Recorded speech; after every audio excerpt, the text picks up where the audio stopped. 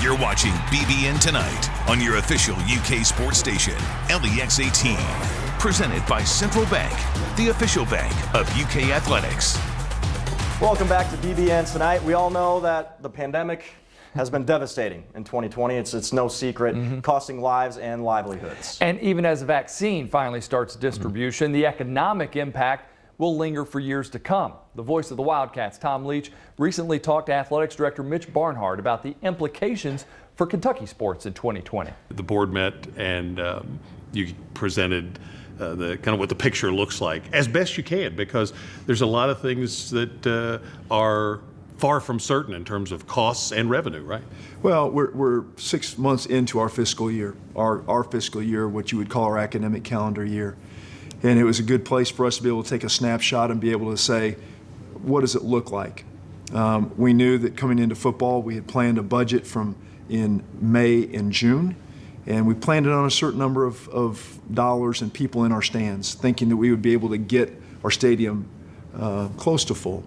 Then the pandemic got worse, and we were restricted to 20% in Kroger Field. Basketball season comes around, we're restricted to 15% in Rupp Arena and Memorial Coliseum. It severely impacted our ability to drive the things that allow our program to function, and that's the revenue from our tickets and the revenue from our K-Fund. And those three things combined from Kroger and Rupp and our K-Fund have severely impacted our ability to function. And we want to make sure that we had a really good snapshot of that in 6 months in. We've got that. We released that to our board today. And you're looking at a net revenue loss of about $35 million for our program, something we're going to have to work in a variety of ways to make it to get completely whole. We've done a couple of things already. We took the 5% retirement costs cutting that the university put in there. All of our employees did that, so that has been something we implemented. Second thing we did was we reduced our expenses. Before the year ever began, we reduced our expenses by almost $10 million in our budget from last year. We took some cost savings there. And then the other things we've done as the year has begun, recruiting has been in a dead period, and so we've been able to only recruit from campus. There's been no recruiting travel, and we've completely revamped about how some of our teams have traveled, and so they have changed.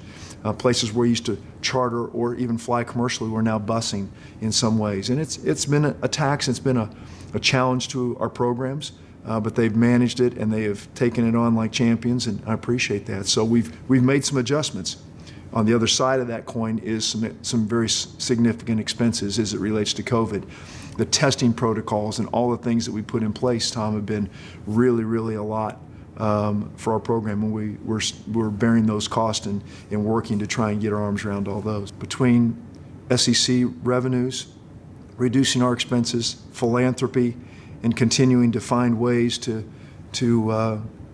walk through this pandemic, we'll find a way through our fund balances and some of the things. We've saved money over the years. We've done a good job of being able to put some money aside for a rainy day. This is a rainy day. It's a really stormy day, choppy waters, as we say. And so between those pieces and some guidance from some really strong leadership at the university with Dr. Capolito and Dr. Monday and some folks, we feel like we can get through it and get to a restart on July 1 and have a chance to bring our fans back to our facilities. And speaking of fans, what would you say to them as they kind of chart this course with you and go down this path? We need you.